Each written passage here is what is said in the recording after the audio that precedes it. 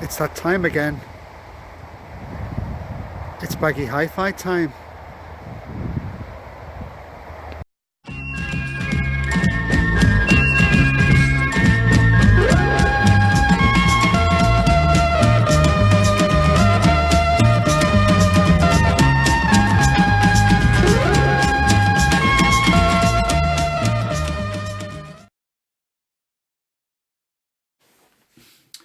Greetings, cats and kittens, and happy 2020, happy new year. Welcome to the third video by Baggy Hi Fi, this channel devoted to record collecting. Subject matter of this video this time round is compilation LPs. I'm going to list 10 compilation LPs which mean a lot to me, ones from my collection which I play again and again. Some people look down upon compilation LPs, and I understand. Why should you buy a best of by an artist when you can buy all of the original records that make up best of? But compilation LPs can be a great way of introducing us to music that we've never heard before, music which is hard to gather, which has been collected for us. So not in any particular order, 10 compilation LPs which I like. Why don't you have a go at doing the same thing? Here goes.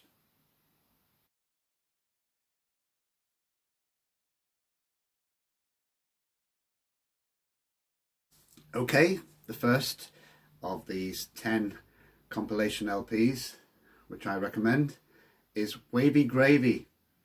It's a compilation of wacky and weird tunes from America, from the 50s and 60s. A lot of novelty records on here, including Ho Ho Laughing Monster by Ho Ho Laughing Monster, The Big Green by Igor and the Maniacs, The Shandels, Go Go Gorilla. This is all great fun. Probably the best tracks on here are the country tunes, one by Porter Wagoner, The Rubber Room, about that place they send you when you go mad, and also LSD by Wendell Austin with the great chorus, LSD Made a Mess of Me. Don't think this is still available, but great fun. There were quite a few of these type of compilations of trash and wacky stuff from the 50s and 60s came out a while back. Another one was Bent, Batty and Benoxious, and another one which was culled from Lux Interior of the Cramps' record collection was Forbidden City Dog Food. But the first one I ever bought was this one, Wavy Gravy, and it has a special place in my heart.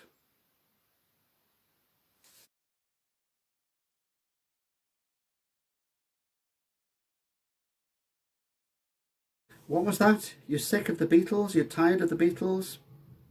Well, I will concede that when you read those top 50 or top 100 album lists, it's a bit tiresome when Revolver and Sgt. Pepper feature so highly, but this one I would say should be up there because this is Magical Mystery Tour, the album.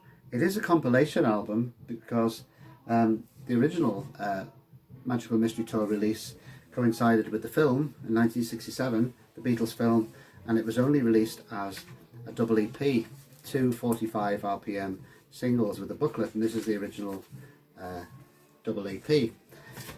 I think this originally the compilation of Magical Mystery Tour with several other Beatles singles came out in the States first, and it was never really part of the Beatles canon, if you like, but it since has become really accepted as part of the run of the Beatles albums, and it's a sort of an enlargement really of the original EP, but side 2 features two of the greatest songs that the Beatles ever recorded in my opinion, Strawberry Fields Forever and Penny Lane, the absolute peak of British psychedelia.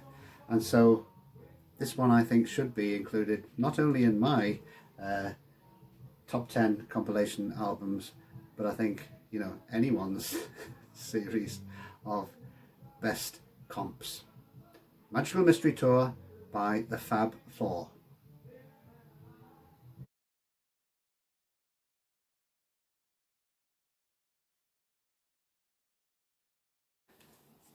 Back in the mists of time before the internet, we used to get our information about music from the music press, usually from the New Musical Express, the NME.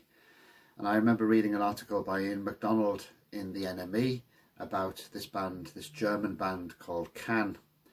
And it sounded very intriguing, especially the early part of their story where they used to improvise their music in a castle somewhere in Germany. This was the first record I bought by Can.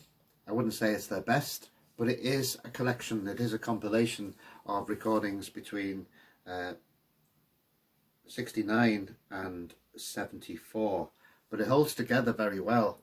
Included on this are their series of, it's called EFS, Ethnological Forgery Series, and it's Can, playing sort of world music instruments and improvising. I did go to see Can round about this time in the 70s at the Liverpool Stadium, and there they were playing on the stage, which was really just a boxing ring, a tiny stage. The 4 members of the band at that time improvising. I'd never seen improvised music before, and it was a great experience, a great awakening for me in some ways, great revelation. This album is called Can, limited edition. There is a version on CD, I think, called Unlimited Edition, which collects further recordings which never made it onto their official albums.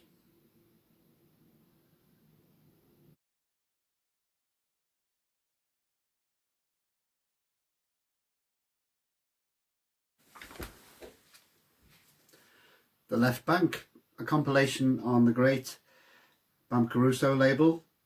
This is a compilation of a band, if you haven't heard of them, if you like the Zombies, if you like Love, if you like the Beatles, or any melodic music that is orchestrated, then this is the one for you. They made 2 albums. They were formed in 1965 in New York. Main songwriter Michael Brown had a great big hit with Walk Away Renee, which the Four Tops covered later on. And as I said, made 2 albums. But this compiles probably their best. And this lovely sleeve designed by Phil Smee. All those Bam Caruso compilations from the 80s of 60s bands had these wonderful covers by Phil Smee. So, and Suddenly by The Left Bank.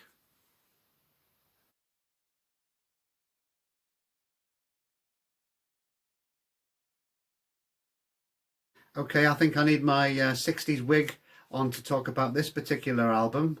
Volume 3 of Pebbles compilations. I think most of you will know about Pebbles, a series of compilations of garage bands and psychedelic bands from the 60s, usually extremely obscure. In fact, here's the first volume of Pebbles. Lost count of how many volumes there are, but this is the very first one I ever heard, and I heard this back in about the mid-80s, and it blew my mind, because this is music by the hallucination generation, not your classical psychedelia like the Grateful Dead or the West Coast bands.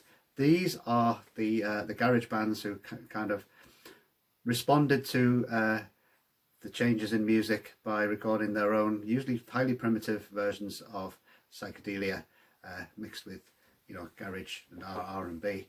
Lots of fuzz tone again on this one, and lots of classics on this one, like I'm Allergic to Flowers, a bit of a exploitation tune there. I'm 5 years ahead of my time. Amazing garage psych song by the Third Bardo. It's this one really did change a lot of my taste in music when I first heard it, and still available on vinyl, so get yourself a load of Pebbles Acid Gallery.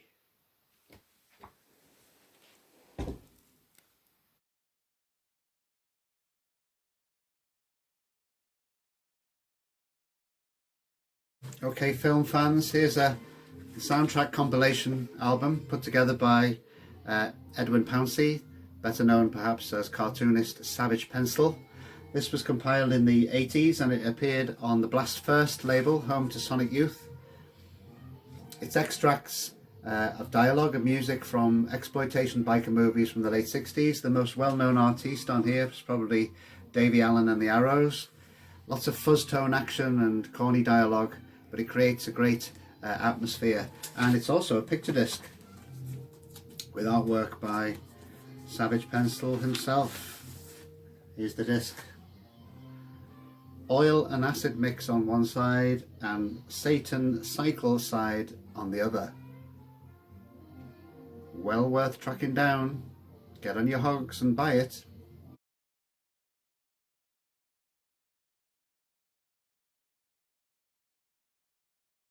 Well, in this run through of great compilations, I've already mentioned the Pebbles compilations, which are compilations of 60s American garage bands.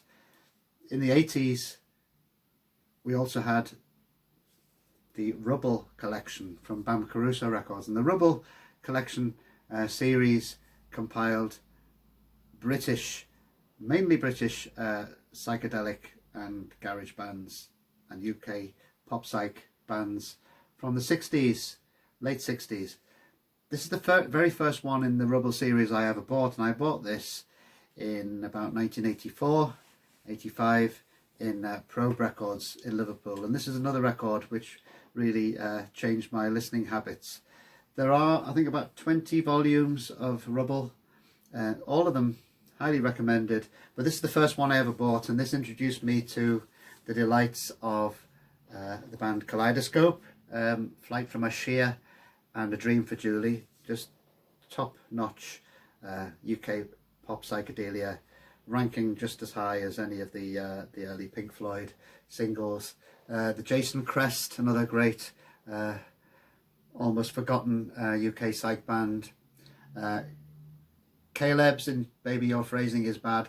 Every track on this is fantastic. And what was good about the Rubble series on this Bam Caruso label was that detailed liner notes, information about each band. These bands, some of these bands had been compiled earlier on the Chocolate Soup for Diabetics series, but Bam Caruso just did it so well.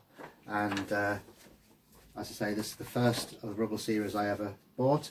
This is actually volume 1, which I bought later on.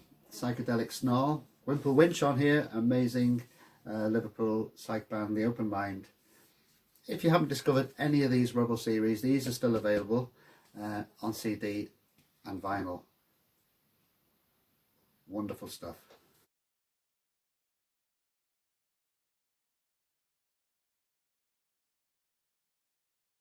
The next one is Kaleidoscope World by The Chills, New Zealand band from the early 80s, led by songwriter Martin Phillips. There isn't really any one particular sound to The Chills. I guess you could sort of group them into an 80s indie sound. Great songwriter though, Martin Phillips. I've returned to listening to this album many times. It's as I say, it's a compilation of their early singles on the Flying Nun record label.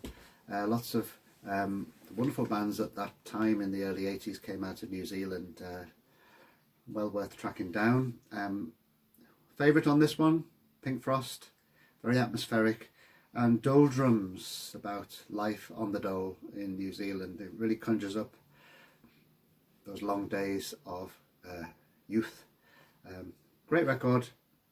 I would highly recommend this one and all of the records by The Chills.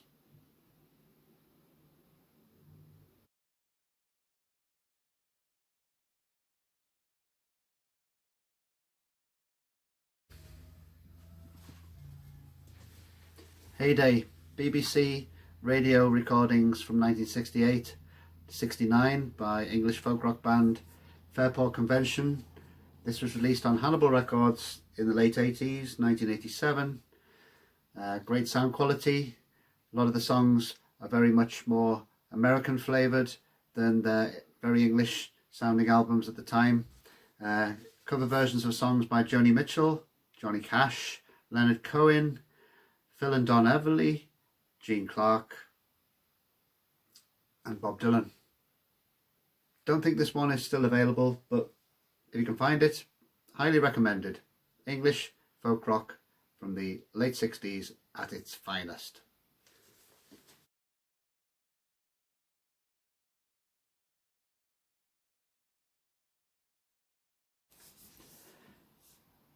The final record, or double LP, in this roundup of 10 great compilation LPs is this one. This was released in 2019, so it's the most recent of all these compilations, these comps.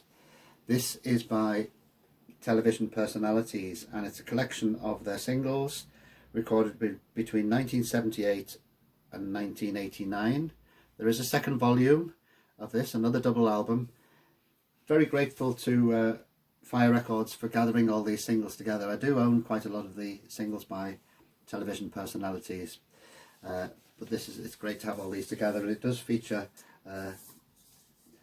an extra 7-inch single, which has some rarities on here, by the Gifted Children, a band called the Gifted Children. Now, the one constant in Television Personalities, if you don't know, is Daniel Tracy, one of England's great songwriters. A lot of his subject matter is drawn from the swinging 60s. Lots of people like Bridget Riley are referenced here, Syd Barrett. Think of kind of tribute to the Kinks in some ways, but the Television Personalities began in the early days of punk with their famous EP, and which included Part-Time Punks on it. Great songwriter, very plaintive, although the subject matter sounds kind of very lightweight and silly. Daniel Tracy is a wonderful songwriter and a great singer. Unfortunately, he's not very well at the moment, but we wish he could continue recording.